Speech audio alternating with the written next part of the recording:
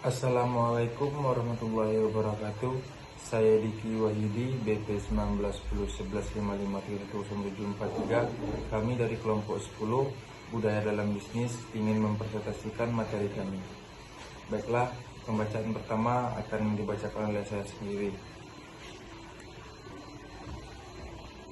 Pengertian kepemimpinan. Kepemimpinan adalah kemampuan yang ada pada diri seseorang leader yang berupa sifat-sifat tertentu seperti kepribadian atau personality, kemampuan atau ability, kesanggupan atau capability. Menurut ahli SP Siagian, pengertian kepemimpinan adalah kemampuan dan keterampilan seseorang ketika menjabat pimpinan dalam suatu organisasi untuk mempengaruhi perilaku orang lain, khususnya bawahannya, agar berpikir dan bertindak sedemikian rupa sehingga dapat memberikan sumbangan nyata dalam pencapaian tujuan organisasi.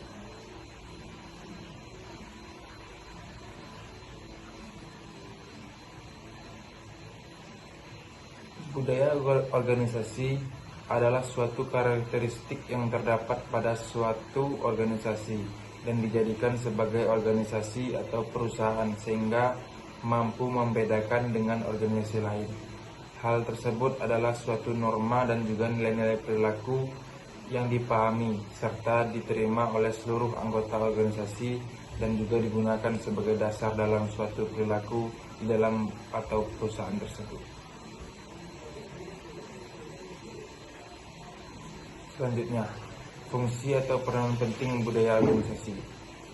Peranan yang sangat penting dalam hal bentuk budaya terjadi di dalam organisasi, sehingga secara umumnya budaya ini terbagi menjadi beberapa bagian, yaitu 1. Meningkatkan adanya rasa kepemilikan dan loyalitas setiap karyawan di dalam perusahaan. 2. Digunakan sebagai alat untuk mengorganisasikan setiap anggota. 3. Meningkatkan kekuatan nilai suatu organisasi.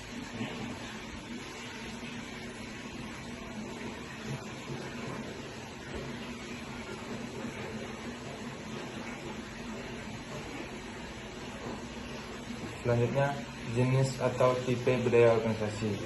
Menjelaskan bahwa organisasi terbagi menjadi dua, yakni 1. Open and participatory culture. Jenis ini ditandai adanya pencapaian tujuan hasil yang tinggi dan didukung dengan adanya rasa saling percaya bawahan. Sifat komunikasi terbuka, kepemimpinan yang suportif dan perhatian penuh menyelesaikan masalah bersama, otonomi pekerjaan, dan berbagai seluruh informasi yang ada. Yang kedua, closed and authoritative culture. Karakteristik dari jenis ini adalah adanya pencapaian yang tinggi, tapi pencapaian ini akan lebih dinyatakan dan dipaksakan di dalam organisasi dengan sifat kepemimpinan autokrasi yang kuat. Setelah pembacaan selanjutnya akan dilanjutkan oleh Dila. Dila, silakan. Assalamualaikum warahmatullahi wabarakatuh. Saya Fadila Fajar Ramadhani akan melanjutkan materi yang dijelaskan oleh Diki tadi. Nilai-nilai budaya organisasi. Nilai-nilai dan keyakinan organisasi merupakan dasar budaya organisasi. Keduanya juga memainkan peranan penting dalam mempengaruhi etika berperilaku. Nilai memiliki 5 komponen kunci. 1. Nilai adalah konsep kepercayaan. 2. Mengenai perilaku yang dihendaki. 3. Keadaan yang amat penting. 4. Pedoman menyeleksi dan mengevaluasi kejadian dan perilaku. 5. Urut dari relatif penting adalah penting untuk membedakan antara nilai pendukung dengan yang diperankan. 1. Nilai pendukung menunjukkan nilai-nilai yang dinyatakan secara eksplisit yang dipilih oleh organisasi. 2. Nilai pendukung menunjukkan nilai-nilai yang dinyatakan secara eksplisit yang dipilih oleh organisasi.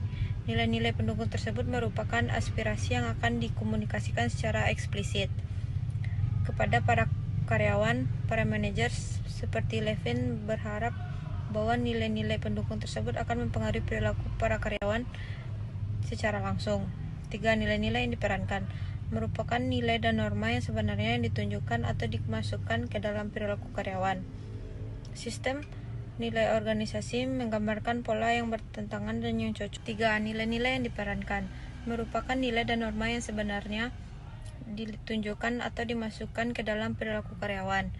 Sistem nilai organisasi menggambarkan pola yang bertentangan dan yang cocok di antara nilai-nilai, bukan di antara nilai yang relatif penting. 4. Nilai-nilai yang diperankan merupakan nilai dan norma yang sebenarnya ditunjukkan atau dimasukkan ke dalam perilaku karyawan. Sistem nilai organisasi menggambarkan pola yang bertentangan dan yang cocok di antara nilai-nilai, bukan di antara nilai yang relatif penting. Contoh budaya organisasi. 1. Budaya administrasi. Budaya administrasi di dalam suatu organisasi sangat diperlukan, seperti dalam hal surat menyurat masuk dan keluarnya barang, pendapatan gaji karyawan, dan hal lainnya demi memperlancar performa perusahaan. 2. Kedisiplinan. Budaya organisasi juga bisa berupa kedisiplinan, seperti dalam hal ketepatan dalam menyelesaikan pesanan. Budaya ramah kepada pembeli, tidak telat datang ke kantor. 3. Pembagian wewenang yang jelas. Salah satu kunci keberhasilan suatu perusahaan adalah kemampuan perusahaan tersebut dalam hal membagi wewenang.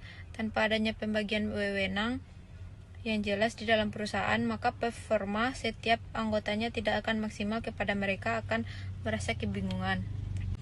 4. Inovasi merupakan budaya yang mampu memotivasi setiap anggotanya untuk mampu melahirkan atau mengembangkan berbagai ide yang kreatif dan inovatif demi kesuksesan organisasi tersebut. Perkenalkan, nama saya Fikri Rodatul Jannah, nomor BP 19101155310406. Baiklah, saya akan membacakan tentang fungsi kepemimpinan dalam organisasi. Pada dasarnya, fungsi kepemimpinan memiliki dua aspek, yaitu yang pertama, fungsi administratif, yang artinya pengadaan formula kebijakan administrasi di dalam suatu organisasi dan menyediakan segala fasilitasnya. Yang kedua, fungsi top management, yang artinya fungsi kepemimpinan dalam proses aktivitas pembuatan planning, organizing, staffing, directing, commanding, dan controlling. Dalam bukunya Kepemimpinan yang Efektif, Hadari Nawawi menyebutkan beberapa fungsi kepemimpinan, yaitu yang pertama, fungsi instruktif. Kepemimpinan berperan sebagai komunitor yang menentukan apa isi perintah, bagaimana cara melakukan, bila mana waktu pelaksanaan, dan di mana tempat mengerjakan, agar keputusan dapat diwujudkan secara efektif. Dengan kata lain, fungsi organisasi yang dipimpin hanyalah untuk melaksanakan perintah pemimpin. 2. Fungsi konsulatif. Pemimpin menggunakan fungsi konsulatif sebagai cara berkomunikasi dua arah dalam upaya menetapkan sebuah keputusan yang membutuhkan pertimbangan dan konsultasi dari orang yang dipimpinnya. 3. Fungsi partisipasi. Fungsi ini bisa melibatkan anggotanya dalam proses pengambilan keputusan tersebut. Assalamualaikum warahmatullahi wabarakatuh. Perkenalkan, nama saya Mina Rizkila, nomor BP 19101155310415. Baiklah, di sini saya akan membacakan tentang hubungan kepemimpinan dan budaya organisasi. Kepemimpinan dan budaya organisasi merupakan fenomena yang sangat bergantung, sebab setiap aspek dari kepemimpinan akhirnya membentuk budaya organisasi. Contohnya, bila memasuki ruang perkantoran, suatu organisasi akan berbeda dengan kantor organisasi lainnya. Yang pertama, etos kerja karyawan. Etos adalah kemampuan seseorang dengan keahlian yang memiliki kredibilitas dan reputasi andal, sehingga dia mendapatkan kepercayaan penuh dari banyak orang. Yang kedua, teamwork. Budaya yang kuat membuat semua karyawan patuh pada aturan dan bertanggung jawab untuk menjalankan sistem dengan penuh integritas. Perusahaan yang andal selalu dihasilkan dari sebuah tim. Yang ketiga, sikap. Dalam membangun sebuah budaya perusahaan, Anda sebagai pemilik bisnis harus membangun sebuah standar sikap yang mendeskripsikan bagaimana visi dan misi perusahaan yang akan diterapkan. Yang keempat, integritas. Integritas adalah salah satu atribut terpenting atau kunci yang harus dimiliki seorang pemimpin. Integrasi adalah suatu konsep berkaitan dengan konsistensi dalam tindakan, nilai, metode, ukuran, prinsip, ekspektasi, dan berbagai hal yang dihasilkan. Selanjutnya, tingkat budaya organisasi. Perilaku dan arifak, tingkat yang dapat diamati, perilaku orang yang dapat kita amati, perilaku otoriter, perilaku luwes, dan sebagainya. Yang kedua, nilai-nilai. Nilai-nilai terungkap dalam pola-pola perilaku tertentu. Misalnya, nilai hemat akan dapat terungkap dalam perilaku dan dalam menabung, bekerja dengan menggunakan kertas sedikit mungkin. Yang selanjutnya, karakteristik budaya organisasi. Yang pertama, innovation dan risk-taking, suatu tingkatan di mana pekerja didorong untuk menjadi inovatif.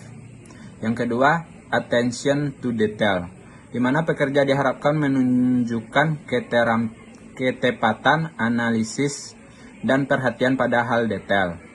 Yang ketiga, outcome orientation, manajemen memfokuskan pada hasil atau manfaat dari yang tidak hanya sekedar teknik pada proses untuk mendapatkan manfaat tersebut.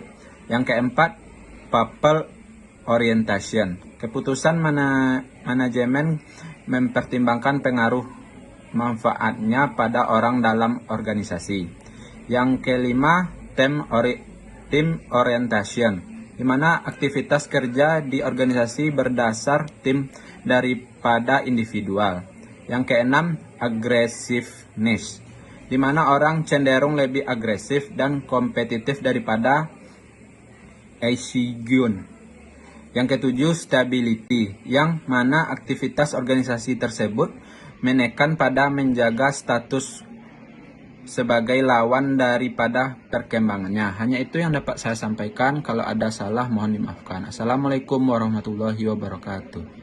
Assalamualaikum warahmatullahi wabarakatuh. Saya Rafki Ananda, nomor PP 191195310523 akan melanjutkan presentasi.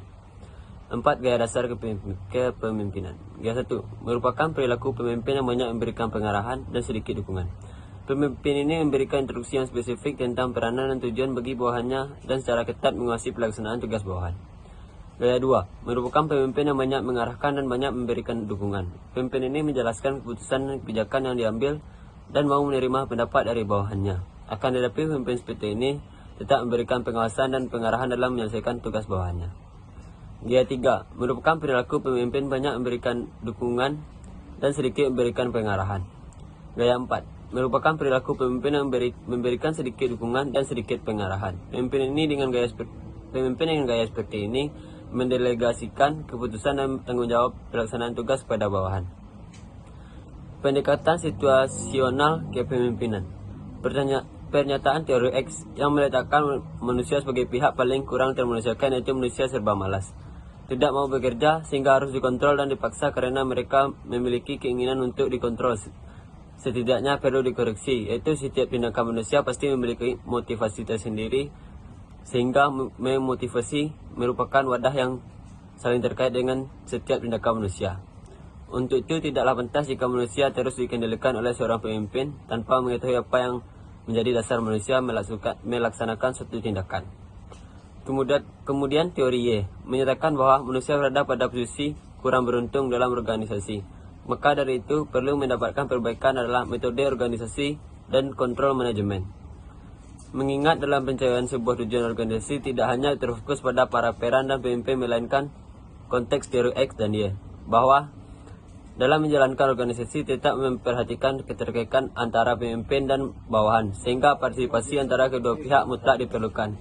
Kepemimpinan partisipasif keputusan yang mendominasi pihak lain, sehingga anggota organisasi baik pemimpin maupun bawahan berhak memberikan pendapat untuk memajukan organisasi sehingga terciptalah komunikasi yang efektif. Assalamualaikum warahmatullahi wabarakatuh.